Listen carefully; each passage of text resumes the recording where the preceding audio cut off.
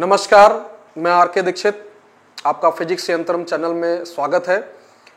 मैं आज स्टार्ट करने जा रहा हूं 9th क्लास सीबीएसई फिजिक्स।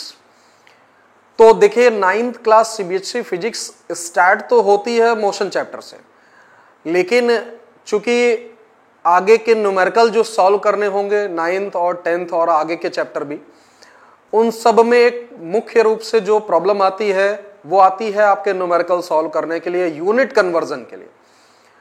तो यूनिट कन्वर्जन आपको सबसे पहले मैं सिखाऊंगा, क्योंकि इसके बिना ये मान के चलिए कि आप न्यूमेरिकल सॉल्व नहीं कर सकते। मोशन के या फोर्स के, वर्क पावर एनर्जी के अगर आप न्यूमेरिकल सॉल्व कर रहे हैं तो उसमें सबसे बड़ी जो प्रॉब्लम आती है, यूनिट कैसे कन्वर्ट करें। मान लीजिए एक्सेलरेशन आपसे पूछा हुआ है, अगर आपको डिस्टेंस दी हुई है या वेलोसिटी दी हुई है सेंटीमीटर पर सेकंड में, अगर आप एक्सेलरेशन मीटर पर सेकंड स्क्वायर में निकालना चाह रहे हैं तो आपके लिए जरूरी हो जाएगा कि वेलोसिटी को सबसे पहले हम चेंज करें, क्योंकि उसमें आंसर फिर नहीं आएगा। तो यूनिट कन्वर्जन में सबसे पहले सिखाऊंगा। इसके लिए कुछ चीजें आपको मैं पढ़ाने जा रहा हूं, वो आप पढ़ लीजिए। क्यों? आपके सिलेबस में भले ही ना हो, लेकिन इसके बिना न्यूमेरिकल में दिक्कत आएगी, इसलिए आपको पढ़ना जरूरी है। तो देखिए, यूनिट मेजरमेंट चैप्टर में आपको यह सीखने को मिलेगा कि कैसे न्यूमेरिकल सॉल्व करने के दौरान हम यूनिट को कैसे चेंज कर सकते हैं, और इसके बाद राउंड ऑफ कैसे कर सकते हैं, ऑर्डर ऑफ मैग्नीट्यूड कैसे निकाल सकते हैं। और यूनिट मेजरमेंट इतना इंपॉर्टेंट चैप्टर है कि इसके बिना आप न्यूमेरिकल सॉल्व ही नहीं कर सकते हैं। क्यों? क्योंकि न्यूमेरिकल सॉल्व करने की जो सबसे पहली जो चीज होती है, हमें सबसे पहले ये समझना होता है कि न्यूमेरिकल होता क्या है, कैसे उसको समझें, क्या उसमें लैंग्वेज है, और उसके बाद उसको किस सिस्टम के अंतर्गत सॉल्व करना है, एसआई में सॉल्व करना है, सीजीएस में सॉल्व करना है, ये हमें समझना होगा। और इसके बाद अगर यूनिट डिफरेंट है, डिफरेंट सिस्टम की हैं, तो उनको एक ही सिस्टम में बदलने के लिए हमें यूनिट बदलनी पड़ती है, जिसके लिए हम यहां पर यूनिट कन्वर्जन पढ़ेंगे। तो यहां पर यानी कि आपके पास न्यूमेरिकल सॉल्व करने के पूरे टूल्स यहां पर मिलेंगे इस चैप्टर में। अगर ये चैप्टर नहीं पढ़ा आपने सही से, तो ये मान के चलिए आपका न्यूमेरिकल पार्ट पूरा वीक हो जाएगा और आगे तक न्यूमेरिकल पार्ट में कोई भी सुधार नहीं होगा अगर इस चैप्टर को नहीं पढ़ते हैं। तो यहां पर हम सबसे पहले यूनिट मेजरमेंट चैप्टर की बात करते हैं। जो चैप्टर है वो क्या है? Unit and measurement.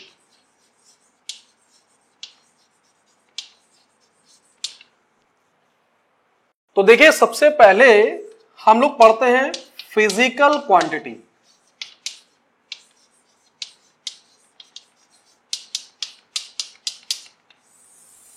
अब ये फिजिकल क्वांटिटी क्या है? देखिए, फिजिक्स की हम बात कर रहे हैं या किसी भी सब्जेक्ट की अगर हम बात करते हैं, तो साइंस का मतलब ही है एक्यूरेसी। एक्यूरेसी का मतलब क्या है कि कोई भी साइंस में अगर आपने, मान लो आपने ही कोई चीज रिसर्च करी, अगर आपको बताना है दूसरों को, तो आप कैसे बता पाओगे? हवा ही नहीं चलता यहां पर सब चीजें मेजर करके एक्यूरेट मेथड में हमें दी जाती हैं। ठीक, जब तक कोई भी चीज प्रूफ नहीं हो जाती है, साबित नहीं हो जाती है, तब तक उस चीज को सही नहीं माना जाएगा, चाहे वो आइंस्टीन हो, चाहे वो न्यूटन हो। जब तक कि उनकी चीजें सही नहीं मान ली गई कैलकुलेशन के आधार पर, तब तक उनको सही नहीं माना गया। तो यहां पर हमें एक्यूरेसी की जरूरत होती है।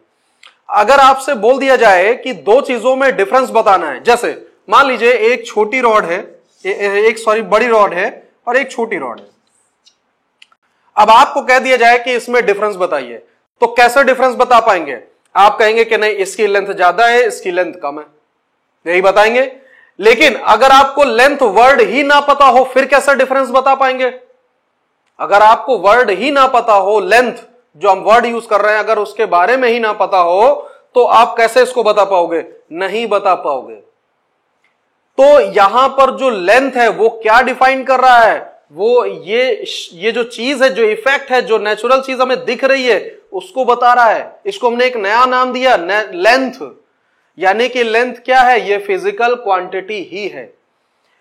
नेचर के किसी भी फिनोमिना को, वो चाहे दिखने वाली हो, चाहे फील करने वाली हो, चाहे वो ना भी दिख रही हो, अंदर ही अंदर अगर मान लो इनडायरेक्ट मेथड में अगर हो रही हो, तो उस किसी भी फिनोमिना को जब हम बताने की कोशिश करते हैं, तो सबसे पहले हमें उसको एक नाम देना पड़ता है, जिसको हम कहते हैं फिजिकल क्वांटिटी। अब फिजिकल क्वांटिटी तो बहुत सारी हैं, चाहे वो length, area, mass, force, momentum, moment of force, torque, electric field, जितनी आप लेना चाहो, ये सब क्या है, ये सब फिजिकल क्वांटिटी ही तो है। यानी कि एक उसको पहले नाम दिया गया और फिर उसके बाद में क्या दिक्कत आएगी कि फिजिकल क्वांटिटी को हमने नाम तो दे दिया, जैसे हमने कह दिया लेंथ, लेकिन अब डिफरेंस मेजर कैसे करोगे? यानी कि तुमने ऐसे कह दिया कि हाँ भाई ये बड़ी है, ये छोटी है, इसकी लेंथ ज्यादा है, इसकी लेंथ कम है, बट कितनी ज्यादा है ये कैसे बताओगे? ये तभी बता पाओगे जब उसको मेजर करोगे। यानी कि हमारे यहां पर एक नया वर्ड आ गया, मेजरमेंट। तो मेजर कैसे किया जाएगा, हमें इसको समझना होगा। जैसे कोई भी फिजिकल क्वांटिटी होती है, यानी कि लेट कर लेते हैं कोई फिजिकल क्वांटिटी, वो दो चीजों का मल्टीप्लाई होती है, दो चीजों का प्रोडक्ट होती है। एक न्यूमेरिकल वैल्यू और दूसरा यूनिट। न्यूमेरिकल वैल्यू और यूनिट का प्रोडक्ट होती है। अब इसको समझ लेते हैं क्या होता है। जैसे अगर मान लीजिए किसी भी ऑब्जेक्ट की लेंथ है, हम उसको बोल रहे हैं 2 मीटर, तो 2 मीटर का मतलब क्या है? मीटर तो एक यूनिट हो गई और 2 क्या हो गया, उसकी एक न्यूमेरिकल वैल्यू हो गई। इसका मतलब क्या है कि कोई भी रॉड, अगर मान लो ये है कोई रॉड, इसके मेजरमेंट में 1 मीटर के ऐसे 2 ब्लॉक आ रहे हैं, यानी 1 मीटर अप्रॉक्स हम देखें हैं दुकानों में भी अगर जाए वायर या कपड़े की दुकान में, तो 1 मीटर का वो पूरा एक स्केल होता है उनके पास। तो ये 1 मीटर है। अगर 2 मीटर का आ गया है तो 1 मीटर वाले ऐसे 2 ब्लॉक आ रहा है उसके मेजरमेंट में, तो हम क्या कहेंगे, 2 मीटर। यानी कि ये 1 मीटर है, 1 मीटर का छोटा सा ब्लॉक है, और ये 1 मीटर का छोटा सा ब्लॉक है। तो ऐसे 2 ब्लॉक हो गए, तो क्या बना, 2 मीटर। पूरी क्वांटिटी क्या बनी, 2 मीटर। ये हम कहते हैं टोटल लेंथ है। तो ये मीटर क्या है, इसको कैसे बनाया गया? देखिए, हम लोग भी बचपन में देखते आए हैं, दादी या मम्मी जब भी स्वेटर बनाती थी तो स्वेटर की जो है हाथ का बनाने के लिए क्या करते थे कि वो हाथ का इस्तेमाल करते थे। जैसे कि 1, 2, 2.5 हाथ की बांह है, तो ऐसे वो लोग वर्ड यूज करते थे, सुना भी होगा सबने। तो ये हमारा मेजरमेंट है, यानी कि ये अपना देसी तरीका है ये मेजरमेंट का, लेकिन ये साइंटिफिक तरीका नहीं है, इसको मान्यता नहीं दी गई। क्यों? क्योंकि सबके हाथ डिफरेंट रहते हैं। इस वजह से समस्या आती है कि आखिर मेजर किस चीज से किया जाए। तो इंटरनेशनली जो एक्सेप्टेड हो पाए एक ऐसी वैल्यू, एक ऐसी मिनिमम स्टैंडर्ड वैल्यू जिसको हम अच्छी तरह डिफाइन कर सकें और इंटरनेशनली वो यूज हो सके बिना किसी प्रॉब्लम के, बिना किसी एरर के, उसको हम कहते हैं यूनिट। जैसे सेंटीमीटर हो गया, मिलीमीटर जो कि हम लोग डेली स्केल में यूज करते हैं, स्केल में सेंटीमीटर का ब्लॉक और छोटा सा मिलीमीटर का ब्लॉक हम यूज करते हैं। इसके बाद वर्नियर कैलिपर्स, स्क्रू गेज, ये सब क्या है, ये सब मेजरमेंट के एक्यूरेट साधन हैं। और मीटर स्केल भी होता है, किलोमीटर स्केल होता है। सड़कों की जब लेंथ नापी जाती है तो क्या होता है, किलोमीटर। लेकिन छोटी छोटी अगर साइज नापनी होती तो उसको क्या कहते हैं, सेंटीमीटर और मिलीमीटर में हम लोग मेजर करते हैं। तो ये सब क्या है, ये एक फिक्स यूनिट है जिनको मान्यता दी गई है कि हाँ भाई ये एक्यूरेट है, आप इससे किसी भी चीज को मेजर कर सकते हैं। तो हमारे मेजरमेंट, चाहे वो इंडिया में हो, चाहे वो फ्रांस में हो, चाहे वो अमेरिका में हो, कहीं भी अगर वो चीज को मेजर करेंगे तो वहां पर वैल्यू डिफर नहीं होगी। तो इसीलिए इसको क्या कहा गया, यूनिट। यूनिट कई तरीके की होती है, अभी मैं आगे बताऊंगा यूनिट कितनी तरीके की हो सकती हैं। और इसके बाद अब हम बात करते हैं न्यूमेरिकल वैल्यू की। न्यूमेरिकल वैल्यू ये शो करता है कि किसी भी मेजरमेंट में वो यूनिट कितनी बार आ रही है। जैसे कि ये 1 मीटर एक यूनिट थी, तो 2 मीटर की रॉड में ऐसी 2 ब्लॉक आ रहे हैं, यानी कि ये 2 वैल्यू आ रही है। तो ये 2 क्या हो गया, ये न्यूमेरिकल वैल्यू हो गया। यानी कि अगर इसको फॉर्मूले के फॉर्म में लिखना चाहें तो n मल्टीप्लाइड बाई u, यानी कि कोई भी फिजिकल 2 चीजों का प्रोडक्ट होता है, एक न्यूमेरिकल वैल्यू और दूसरा यूनिट। अब देखिए एक बात करते हैं, मान लीजिए लेंथ है 2 मीटर, ये हो गया मीटर वाले ब्लॉक से इसके ऐसे 2 ब्लॉक आ गए। लेकिन अगर इसी रॉड को अगर हम सेंटीमीटर ब्लॉक से मेजर करेंगे तो आएगा 200 सेंटीमीटर। अब देखिए क्या डिफरेंस मिला, रॉड की लेंथ तो चेंज नहीं हो जाएगी, ये 2 मीटर है और ये 200 सेंटीमीटर है, रॉड की लेंथ में कोई परिवर्तन नहीं होगा। लेकिन क्या डिफरेंस मिला, मीटर बड़ी यूनिट होती है, सेंटीमीटर छोटी यूनिट होती है। यानी कि मीटर जो है बड़ी है और सेंटीमीटर छोटी है। इसका मतलब क्या हुआ, न्यूमेरिकल वैल्यू में क्या फर्क आया, देखिए न्यूमेरिकल वैल्यू यहां पर कम है, यहां पर ज्यादा है। यानी कि इससे यह चीज पता चली कि अगर यूनिट को हम बदलते हैं, अगर यूनिट को बढ़ाएंगे तो न्यूमेरिकल वैल्यू छोटी हो जाएगी और यूनिट को अगर घटाएंगे तो न्यूमेरिकल वैल्यू बढ़ जाएगी। यानी कि यहां से एक रिलेशन और पता चला कि जो न्यूमेरिकल वैल्यू होती है वो इनवर्सली प्रोपोर्शनल होती है यूनिट के। यानी कि हम ये कह सकते हैं N1 U1 equals to N2 U2। इसी तरह से कोई तीसरा अगर ले लेते हैं, मान लो मिलीमीटर का ले लेते हैं, तो 2000 मिलीमीटर हो जाएगा, तो तीसरा सिस्टम हो जाएगा। ऐसे ना जाने कितने सिस्टम बन सकते हैं यूनिट के आधार पर। तो लेकिन वैल्यू वही रहती है, यूनिट बदल देने से न्यूमेरिकल वैल्यू में कमी आ जाती है या बढ़ जाता है। तो ये आवश्यकता के अनुसार हम करते हैं। जैसे कि कहीं पर मान लो बहुत ज्यादा न्यूमेरिकल वैल्यू है तो उसको हम क्या करते हैं, यूनिट को बढ़ा देते हैं, न्यूमेरिकल वैल्यू को कम कर देते हैं, ताकि हमें आसानी हो लिखने में और बोलने में। अभी इसी के आधार पर कन्वर्जन में पढ़ाऊंगा।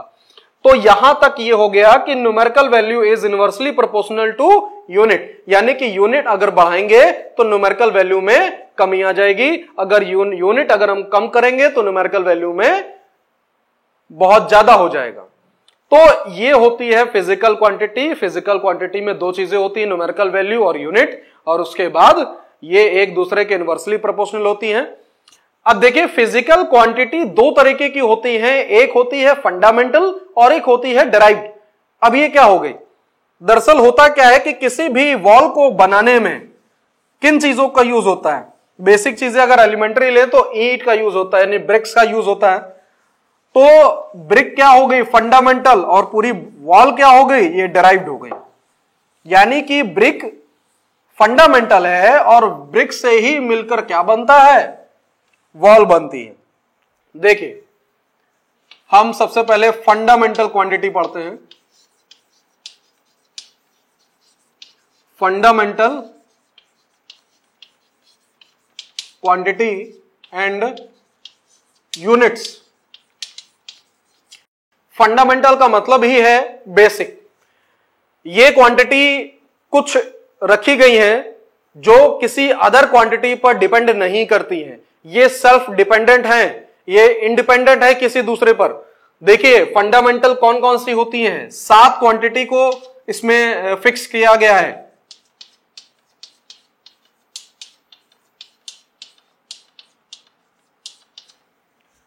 जैसे नंबर फर्स्ट लेंथ, बचपन से पढ़ते आ रहे हैं। Mass, time, 4th number electric current,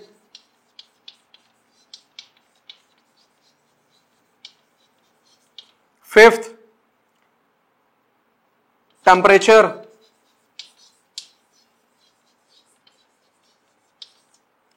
इसके बाद अमाउंट ऑफ सब्सटेंस,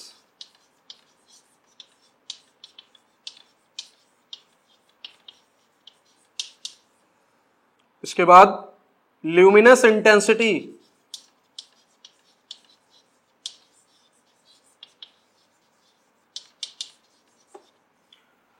देखिए ये 7 फंडामेंटल यूनिट्स हैं। Length, mass, time, electric current, temperature, amount of substance, luminous intensity. इनके यूनिट देखिए मीटर,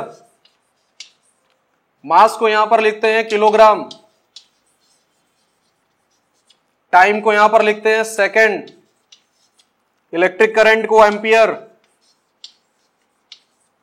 टेम्परेचर यहां पर होता है केल्विन, ये सब फिक्स यूनिट हैं। अमाउंट ऑफ सब्सटेंस को हम बोलते हैं मोल, 9th में पढ़ा होगा मोल कॉन्सेप्ट। ल्यूमिनस इंटेंसिटी को यहां पर बोलते हैं कैंडेला। अब देखिए जरा, मीटर का शॉर्ट फॉर्म एम, यहां पर केजी, यहां पर small S, capital A, capital के, MOL और यहां पर CD। तो ये कुछ फंडामेंटल क्वांटिटी है, इनको फंडामेंटल क्वांटिटी कहते हैं और इनको फंडामेंटल यूनिट्स कहते हैं। ये निर्धारित की गई हैं, इसके अलावा इसमें कोई भी हमें परिवर्तन नहीं करना है। ये फंडामेंटल इसलिए है क्योंकि ये हमारी डेली लाइफ में जो कि हम डायरेक्टली इसको मेजर कर सकते हैं, ठीक है, और ये हमारे लिए आसान है। इन्हीं से बाकी चीजें हम बना सकते हैं, ठीक है। जैसे एरिया है, एरिया डायरेक्टली मेजर नहीं कर सकते, एरिया के लिए चाहिए लेंथ और ब्रेड्थ। बात क्लियर है? तो ये हो गई fundamental quantity and fundamental units. अब हम बात करते हैं डिराइव्ड की। देखिए डिराइव्ड का मतलब यहां पर यह है कि वो दूसरी फंडामेंटल क्वांटिटी से मिलकर बनती है। जैसे ये 7 क्वांटिटी है हमारे पास, 7 में से अगर कोई भी अगर यूज करके दो या दो से ज्यादा यूज करके अगर हम कोई क्वांटिटी बनाते हैं तो उनको कहते हैं डिराइव्ड क्वांटिटी, और इसके बाद उनकी यूनिट्स को कहते हैं डिराइव्ड यूनिट्स। देखें डिराइव्ड यूनिट्स क्या होती है। जैसे अगर हम एरिया की बात करते हैं तो एरिया क्या होता है, लेंथ मल्टीप्लाइड बाई ब्रेड्थ। यहां पर 2 फंडामेंटल आ गई, यहां पर 2 फंडामेंटल आ गए, यानी कि इसकी जो यूनिट बनेगी वो क्या बनेगी, मीटर स्क्वायर या सेंटीमीटर स्क्वायर या मिलीमीटर स्क्वायर। तो यहां पर देखिए ये क्या कहलाएगी, ये डिराइव्ड, यानी कि 2 फंडामेंटल से मिलकर बने, और इसकी यूनिट क्या कहलाएगी, डिराइव्ड यूनिट्स। तो ये होता है। जैसे अगर हम वेलोसिटी की बात करते हैं, वेलोसिटी की अगर हम बात करते हैं तो क्या होता है, distance divided by time, s/t, यानी कि मीटर पर सेकेंड। इसमें भी 2 क्वांटिटी आ रही है। अगर हम एक्सेलरेशन की बात करते हैं तो उसमें 3 क्वांटिटी आ रही हैं। अगर एक्सेलरेशन की बात करते हैं तो उसमें s/t स्क्वायर आ रहा है, तो यहां पर क्या हो जाएगा, मीटर पर सेकेंड स्क्वायर। तो ये हो गई डिराइव्ड यूनिट और ये हो गई डिराइव्ड क्वांटिटी। तो ये हो गया फंडामेंटल और डिराइव्ड के बारे में। अब देखिए जो मेन चीज हमें सीखनी है कि किसी भी न्यूमेरिकल को सॉल्व करने के लिए हमें क्या चीज जरूरी होती है। सबसे पहले उसको पहचानना जरूरी होता है कि हमें किस सिस्टम में सॉल्व करना है। अभी तक हम लोग जो है ज्यादा न्यूमेरिकल भी सॉल्व नहीं किए, 9 10th है, 9 10th में उतने लेवल के न्यूमेरिकल नहीं आए, लेकिन अब जो न्यूमेरिकल आएंगे वो आपके लिए बहुत महत्वपूर्ण है। उसकी कैलकुलेशन कैसे की जाएगी और उसमें यूनिट कैसे चेंज कर जाएगी, तो ये सब के लिए आपको ये चैप्टर बहुत सीखना जरूरी है। तो यहां पर क्या होगा कि सिस्टम ऑफ यूनिट्स के बारे में अब हम पढ़ेंगे, यानी कि किस सिस्टम में उस न्यूमेरिकल को सॉल्व किया जाएगा। 4 सिस्टम निर्धारित किए गए हैं। देखिए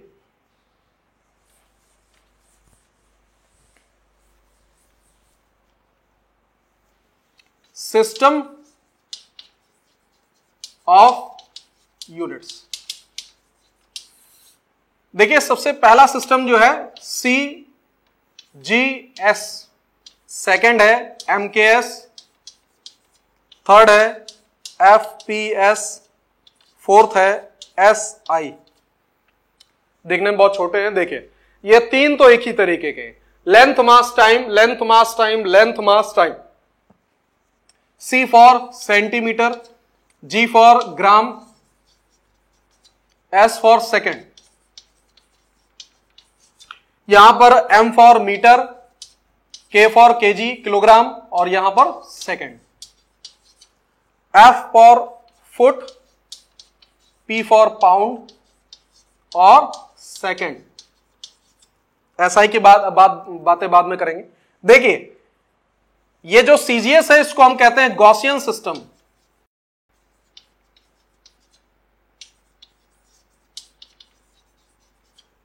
इसके बाद MKS सिस्टम है, इसको मैट्रिक्स सिस्टम भी कहते हैं। और FPS जो कि हमारा ब्रिटिश सिस्टम है, जितने भी कंस्ट्रक्शन वर्क होता है उसमें हम सब जगह ब्रिटिश सिस्टम ज्यादातर यूज करते हैं। सुना होगा 2x2 की टाइल है, ठीक है, और जो रॉड आती हैं, एंगल वगैरह आते हैं, उसमें भी क्या है, फुट के अकॉर्डिंग चलता है, इंच या फुट के अकॉर्डिंग चलता है। अब हम बात करते हैं SI के। देखिए ऐसा है, MKS पुराना सिस्टम है। MKS में केवल 3 चीजें होती हैं, मीटर, किलोग्राम, सेकेंड, यानी कि लेंथ, मास, टाइम। बट यहां पर जो SI सिस्टम है वो MKS का एडवांस वर्जन है, और इसको कहते क्या है, सिस्टम